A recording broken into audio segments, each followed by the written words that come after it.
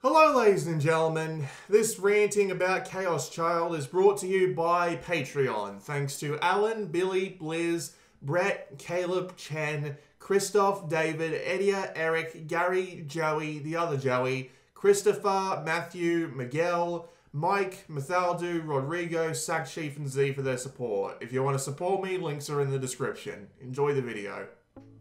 Hello ladies and gentlemen, this is Blue Maxima, and oh dear, this took me a while to get around to, didn't it?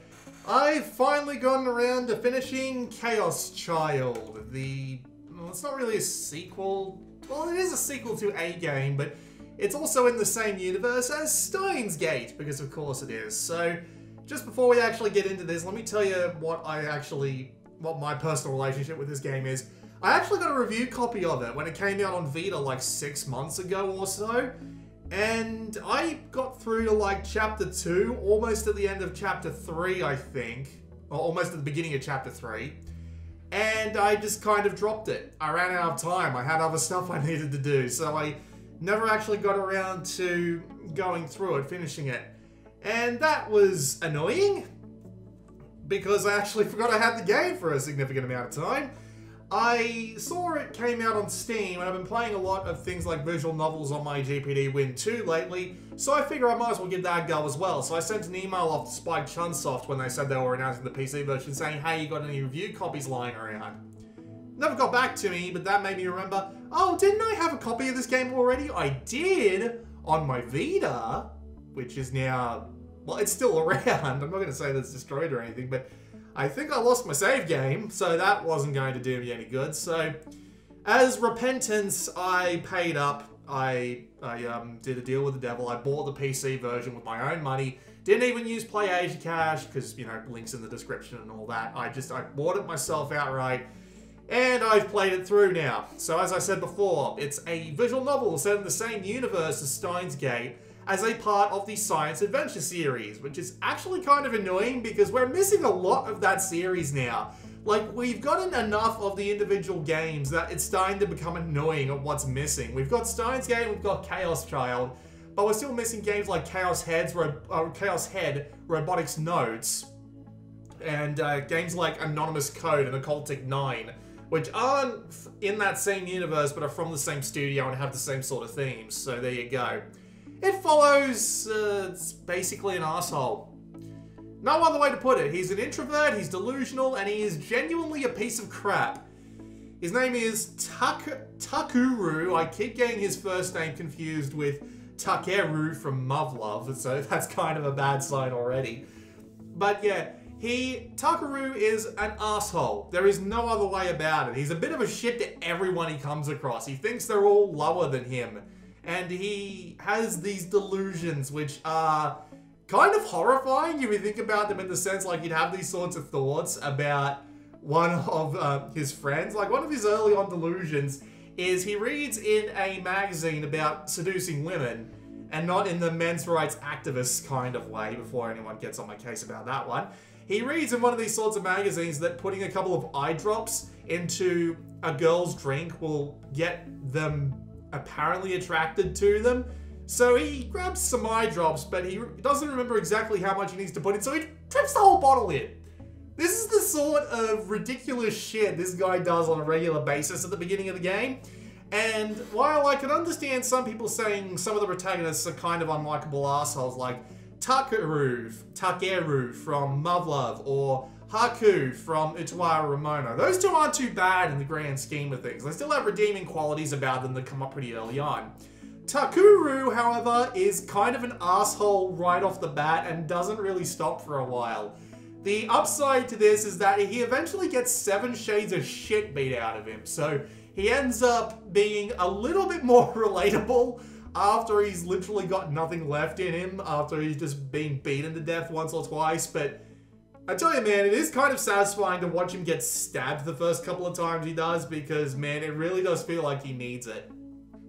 But yeah, if you are the sort of person who doesn't like the sort of asshole-ish characters who get better over time, you might not like this game. As I said before, he does get better over time, but it takes a while, and he's another notch above everything else I've played previously, so there's your warning. Thankfully, he's surrounded by much nicer people, all the girls and his best mate Shinji, who are much more relatable, much more likable, and frankly, they aren't afraid to call Takuru out on his shit, which I can absolutely appreciate. And it definitely makes you sympathize more with them to begin with, although frankly you'll be sympathizing with everyone because this game of course has feels. So, long story short, an earthquake went off in Shibuya about 6 years before the story started, which brought the whole city down, more or less. And is that a spoiler? Yeah, that's a spoiler. Alright, so let's continue on with the fact that I have just gone and beeped out that spoiler for you. But yeah, more or less, 6 years after the earthquake happened, there is a murder spree going on, and it's very similar to a murder spree that happened before the earthquake that was 6 years before. So basically the entire cast is trying to figure out what's going on. At first I thought it was going to have the Steins Gate pacing problem, and that might have been one of the reasons I dropped it back when I was first playing it on the Vita. Mainly because I thought it had that problem where it took a while for things to really get going, but once things really did get going, it would eventually just go straight downhill and just continue on straight down, down, down, down, down. Instead turned out to be a completely different pacing problem altogether, which I'm going to call the Chaos Child pacing problem, where it's a roller coaster. It has a lot of long lows, and then when the highs come along, they're really big for a bit, and then you're back to a low. You're very, very slowly following the case and its effects, getting some decent but notably slow slice of life and investigation content. Often content that'll have you repeating what you just went through in the bloody story, which can be kind of annoying, but it isn't too bad in the grand scheme of things. It does help you get the events of the game straight in your head if you're a little bit confused about something. However, every now and again, the game is more than happy to throw you a curveball. It's more than happy to throw out a twist about anything, whether it be a character, an event, or just a general plot detail. But then it gives you a lot of time to think about it after, and that can get really annoying, especially early on, where the first 2 chapters are easily the longest chapters in the game, because despite them being really drawn out, they don't actually have that much happening in them. If you can get past, like, say, chapter 3 or so, by that point you'll be okay. It keeps up a pretty decent pace, although it does get a little bit slow from time to time, but yeah, it definitely is worse early on, where you're just waiting for something really interesting to happen after you get, like, one really big tip-off every now and again, and it can get kind of annoying. It just, yeah, just long dry spells for a while between interesting twists, and that kind of sucks. So the main thing that they want you to pay attention to along the way, and they bring it up in the story a lot, so there's a reason for it. I won't go into exactly why, but basically the MC does have his delusions, which I was talking about earlier, where during certain events, there will be delusions that will come along. You can choose whether or not to have a positive or a negative one. The positive one is usually something that's like romantic or just general fan service in that sort of sense. And then you've got the negative ones, which are anywhere from just kind of gross to nightmare fuel. And they are supposed to affect the plot in a certain way, judging by how they're set out. But there are 2 reasons why they don't work particularly well in this game, and I'll get into both of them. The first is that they're completely irrelevant at the time you think that they'd leave the most impact, which is the first playthrough. Due to the way that the game's gameplay works through the first playthrough, none of the delusions actually do anything to the story. They're just there if you want to experience them, which is kind of frustrating in all honesty, because I was going down delusions left and right thinking, oh, I like this character, oh, I don't like this character, but it wasn't actually doing anything. It wasn't having an effect whatsoever. And I was wondering, oh, did I pick something wrong and go down a bad end? Or is the game going to give me a certain character story? Nope. Turns out you're completely locked off from every other route until you've finished the first playthrough, which can be kind of annoying. Although I will admit, I was kind of amused by the time I got to the very end and found out that the common route is actually the one that you are required to do all the way through. I was kind of amused because every time I thought like 4 or 5 times that the game was about to give me a bad end, just because that's how bad shit was getting in the story. That was actually kind of amusing. The second reason is that despite the plot of the game which I won't go into because spoilers, and I understand that most people probably want to play the game, that's why they're probably listening to one of my rants, but they aren't actually used in a way that directly affects the plot, outside of one particular sub-route where it doesn't actually have that much difference, and it's kind of disappointing in that sense. Especially once you've played the game through and you think to yourself, they could have done a lot more with that than they actually ended up doing, but they don't. And it gets kind of depressing because of that, but oh well. There is one more thing that I do want to bring up about the delusions though. If you combine those two facts with the idea that the delusions themselves are actually kind of variable in quality, it kind of becomes a bit of a pain in the ass mechanic to deal with. Because they are incredibly cliche. They can get outright weird. I'm talking about everything from gender bending to body swapping to all sorts of weird fetishes to just being, what's the word I'm looking for, sorry. Just generally, some of them aren't that good. Some of them are just generally uninteresting to sit through. So it's kind of a crapshoot whether or not you'll actually end up enjoying them, which kind of sucks because a couple of them are actually pretty good. But most of them are just, I could have lived without that, you know, that sort of thing. Eventually, I just ended up skipping them. Just whenever they started happening, I just looked away and just hit the A button while I was waiting for the text to go through. Thankfully, they're pretty short, but there are a lot of them. And for another reason, which I'm actually right about to go into, thank you, Notes, for actually laying this out in a pretty reasonable way. But yeah, the one thing is that you actually have to see a lot of them, because as I said before, you are locked into the initial route, and you have to go all the way through, and you can see whatever delusions you feel like, and that's fine.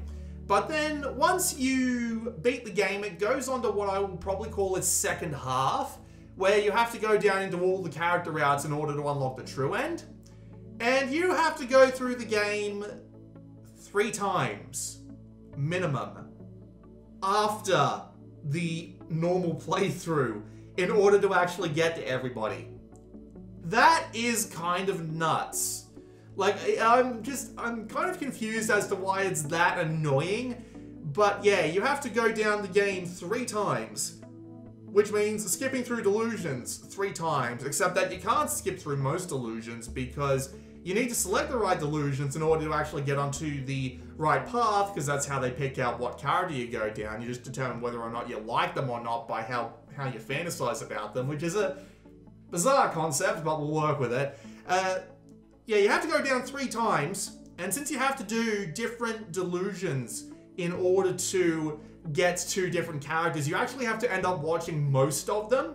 And if you're like me and you don't like turning on the skip all text setting because you're worried about actually missing something important, you end up in a position where you can't turn off skipping everything, so you have to go through all the delusions manually. So that's why I say it can be a bit of a crapshoot, because once I've seen them all, most of them aren't particularly great. So yeah, I would have appreciated better delusions in all honesty. So yeah, that's the whole just going through the game 4 freaking times, especially with having to skip through the initial parts of the game over and over and over again. It's a bit much, and it just gets in the way. A lot of stuff is getting in the way so far.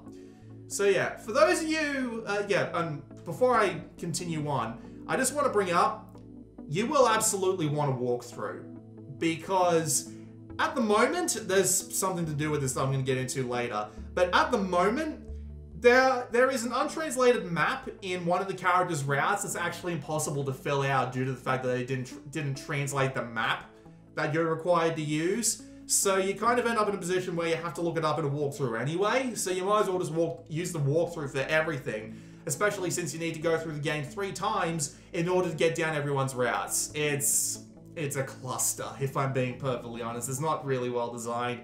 I mean, I thought Steins Gate was bad with its ridiculous phone puzzles, but honestly, this is worse. I feel sorry for the people who were trying to make walkthroughs for Chaos Child, because the amount of bullshitting they would have had to do in order to actually get to the actual character endings is kind of bizarre. Once you've done all 4 of the character endings, though, you literally get the true ending route on the main menu. Which, you know, thank God, at that point you'll be sick of seeing the early parts of the game. So, yeah, that's just worth noting. Might sound like I'm complaining. And I am. I very clearly am. I don't think we can deny that at this point. And I honestly am, because the inconsistent pace, the irrelevant and just generally low quality at points delusions, and just the overall game structure gets in the way of a legitimately good story. It's interesting, it's tense, and it is pretty damn enjoyable at the end of the day. It's just getting through it with all the other stuff hanging around it probably will leave a slightly bitter taste in your mouth. With that said though, let's get on to praising the story for 5 minutes, because I feel like I've been doing too much complaining so far. Everyone in the story gets time to shine before they are beaten, bruised, and probably murdered, because holy crap, nobody gets away with anything in this game. It's kind of bizarre just how often people get killed. I mean, sure, it's about a series of people that are getting murdered by some people. Again, I don't want to get into spoilers or anything, but they are just getting murdered left and right, and it can get ridiculous just how fast the bodies hit the floor. All the characters are, as I said before, really interesting and fun to listen to, and have plenty of time to get their viewpoint out, especially the more important ones. You definitely start feeling for these people, and yes, of course, there are feels. For me, it took a little bit longer to hit. Like, it took until the true ending for it to really kick in, but, you know, they are there if you're looking for that in your bloody science fiction adventure games like that. But yeah, they are there. But yeah, everybody gets the opportunity to say what they think about the situation, and then reveal the skeleton they have in the closet, get murdered, and sometimes both, and in a couple of cases simultaneously. You can literally just keep a checklist of every character and then write down like 2 checkboxes next to them. Did they die? Did they have a secret? You could tick everybody by the time you get down to the bottom. It's ridiculous. But yeah, everybody has got something to say, and everybody has got a great twist behind them, which definitely makes it enjoyable, because you just don't know what's going to happen next. You don't know who's going to step up to the plate and say, oh, I'm actually an alien from Mars, or oh, I actually have control of the entire fucking world, or oh, I have a peg leg. You don't know what's coming next, and it is great. Like, you legit don't know because of just the crazy crap that happens. And it is definitely a plot from the team that made Steins Gate. Like, you can tell almost from the beginning that this is from the people who made Steins Gate. There's tons of science fiction jargon. There's tons of stuff related to the internet. The internet plays actually a vital role in the story this time. It isn't like Steins Gate where it's kind of just there as a cultural element. No, it is properly involved this time. There are a ton of fun concepts. Like, they took the time travel bit from... You know how in Steins Gate, where the whole time traveling situation was, I mean, if you haven't played it yet, you should be playing that for God's sake. Don't worry about Zero. Just go play Steins Gate. And you can tell that they played with the whole time travel thing. They got their concept and they wrung it out for every last little bit of idea juice they could get. And Chaos Child is that times 3. They have tons of interesting concepts going on in here, which are great to read about. There is all sorts of really neat stuff going on, like turning delusions into reality, to psychological warfare, to just ridiculous stuff that I don't want to go too deep into because, again, spoilers, but good God, every last thing you could think of in this game, every last little concept, every last little idea you could go through with the idea of the game's main concept, they make it work really well, and they're constantly bringing up new and interesting uses that, for the most part anyway, there's a couple of little plot holes here and there that I've noticed, but for the most part, they keep it consistent, they keep it interesting, and they're always giving you something new to play around with and think about, which is great. Fantastic. And the twists. The endless twists. There is a for every twist in this game, if I had $1, I'd be able to buy like 10 copies of this game, because especially towards the end, they just throw out twist after twist after twist after twist. It gets ridiculous. The world is turned upside down like 5 or 6 times by the end. It can get insane just how much they can pull out of the concept. And thankfully, as I said before, most of the twists are fine. None of them break the world. None of them are just like, none of them are completely incompatible with what you've been presented already. So it works fine. And it is, as I said before, to just end off the 5 minutes I promised of me endlessly praising this game, it is thoroughly enjoyable. So despite the pacing problems, the gameplay problems, and just a couple of other minor things that we're going to go over very shortly, I got through to the end purely based on the strength of the story alone, which I appreciate a lot. Although I will admit it might be a decent idea to actually get a version of the game that just has all the routes unlocked immediately. Although they do recommend you play through the routes in a specific order, and I also agree with that, because good lord. So yeah, it was good enough to keep me going throughout the whole game, but I will admit I was starting to get frustrated. So I beat the game roughly around the 30 to 32 hour mark. I don't know exactly how long I was playing for because I left the game on idle for a fair amount of time. So I ended up just like putting it down on the desk and just leaving it paused. So I'm relying entirely on the Steam in-game clock for this one. And yeah, I know for a fact that it's been on idle for at least 2 hours more than my actual game time. So yeah, around 30 to 32 hours. And the clock said something like 34 or 35. I just want to point out that I was stampeding through the game pace. I was skipping most of the voice acting after a little while, and I was skim reading entire paragraphs in about a second or two, because again, the auto read speed was just way too slow, so I couldn't handle it that way, but we'll get onto that. So yeah, some of the issues do keep coming up through the game, and as I said before, having to go back to the very beginning of the game and then just play through it again in order to actually get down someone else's route because of the way that the choice system is set up is honestly kind of frustrating, because you have to do it so many times, and honestly they could have cut the game down a couple of hours by removing some of the more annoying things. But if you want to take this game at the pace they probably intended you to play it at, 40 to 50 easily. It's a pretty long game by these game standards. With that said though, let's complain about the game's PC port, shall we? And just a couple of other things like that. The automatic speed of text is way too slow. Like, I don't know why it's as slow as it is, but it just crawls along the screen at maximum speed, and then you'll be waiting something like 10 seconds for it to move on to the next sentence. Even the shortest sentences, like someone saying, which actually happens a lot because there is one character who just doesn't speak for reasons that they get into in the game. But even the smaller sentences like that can take a few seconds to go through the auto text, and it is ridiculously annoying. I don't understand why it's so slow.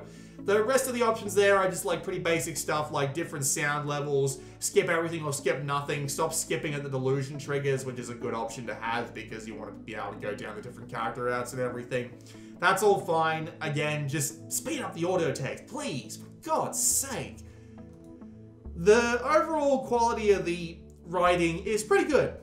It's a few steps above generic. They've got a little bit of flavor and interesting like writing going on in there. But it's definitely not on the same level as, say, Utaru Ramono from Atlas. It's nothing I'm going to massively fault them on or massively praise them on. I'm just going to say it's good enough for what it is. And it sounds like the translation is pretty much on point, judging by the very little Japanese I've picked up over the course of playing way too many of these Japanese visual novels and listening to the voice acting too intently. But yeah, there you go. With that said though, there is one thing that I do need to point out, and thankfully this might not actually be an issue if you're watching. You're not watching this, you're listening to this. But yeah, there's one thing I need to say though. The game 100% absolutely needed another path through localization quality control. Did I just say path? God, my tongue is not working today. It needed another pass. It needed another go through localization quality control because there are tons of minor spelling mistakes, grammar and punctuation issues, and as I said before, a couple of things that weren't translated that really shouldn't have been. Like, there were a couple of lines in the common route that just weren't translated at all, which doesn't make any sense because you need to go through that route first. So I'm amazed that they got missed.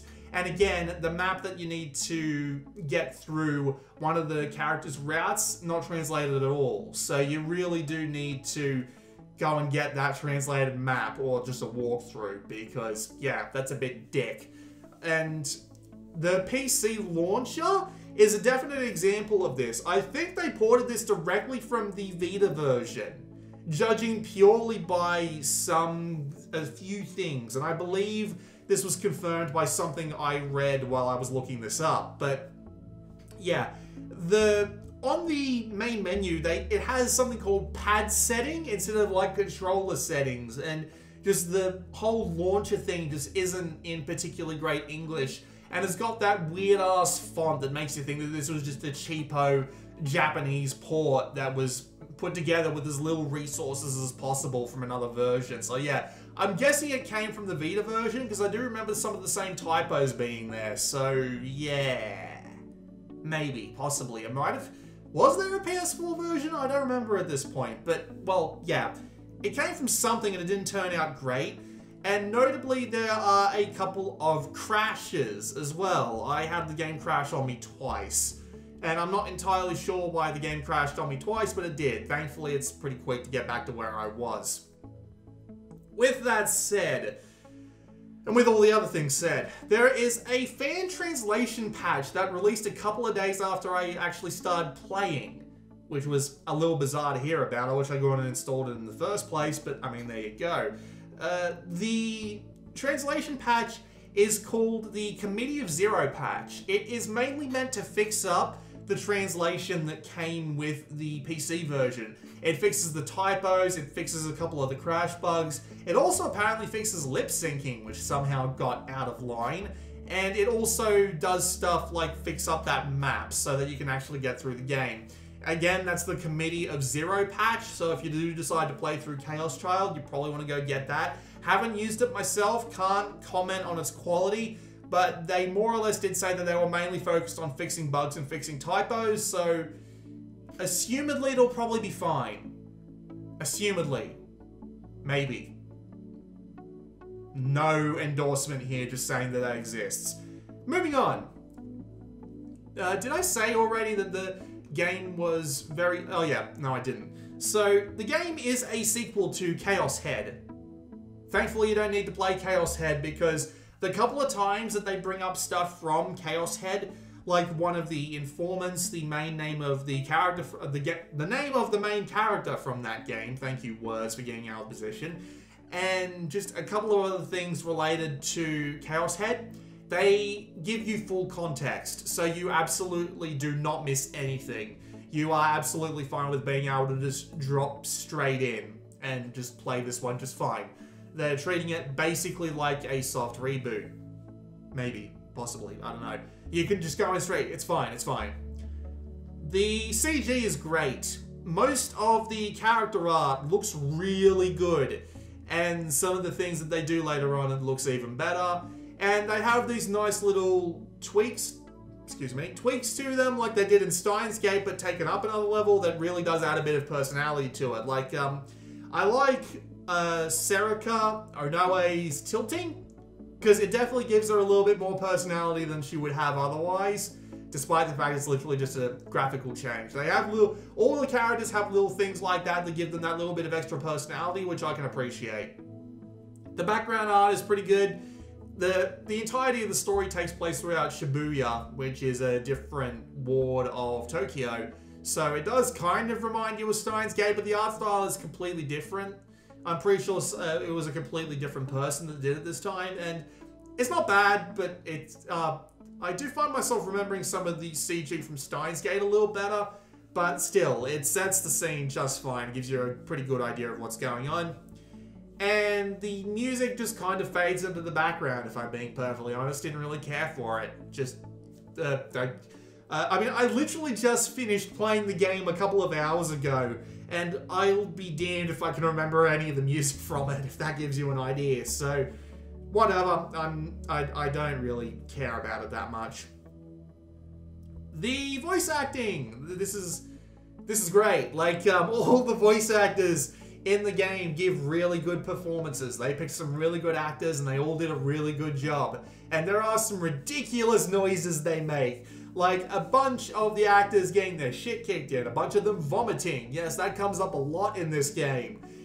some of them just being in general pain is actually really unpleasant, and they all did a really good job of that. And I'm not entirely sure how they made some of those noises without actually vomiting on the microphone. It's that bad at points. Like, good God, people. I don't know what Japanese VAs get paid, but judging purely by the quality of some of the stuff that goes on in Steins Gate, it's not enough. It's like they hired some people to come in and punch them in the stomach. It's so bizarre. And yeah, I'm just going to give you that one little last warning before we get onto the outright summary of things. But yeah, this game is pretty gross. The opening scene is someone literally cutting up their arm. You see it for like half a second because, as we all know, Japan is so gore-averse at times that it literally made blood in Danganronpa radioactive pink, which is kind of hilarious when you think about it.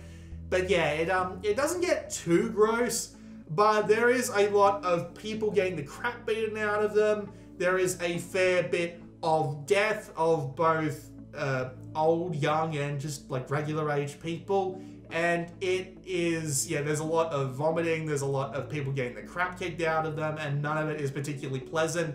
It is definitely a lot worse on just the body and psychological horror than something like Steins Gate was. Like, Steins Gate was pretty bad, but this game, again, up 3 notches. So if you aren't into that sort of thing, or if you have a weak stomach, you might want to sit this one out, because it can be pretty bad at times. I got through it fine. I didn't think there was anything wrong with it whatsoever, but I've been playing so many of these bloody Japanese visual novels that not much can surprise me anymore. I mean, after going through Muv-Luv Alternative, probably nothing can surprise me anymore. So, you know, just thought I'd point that out.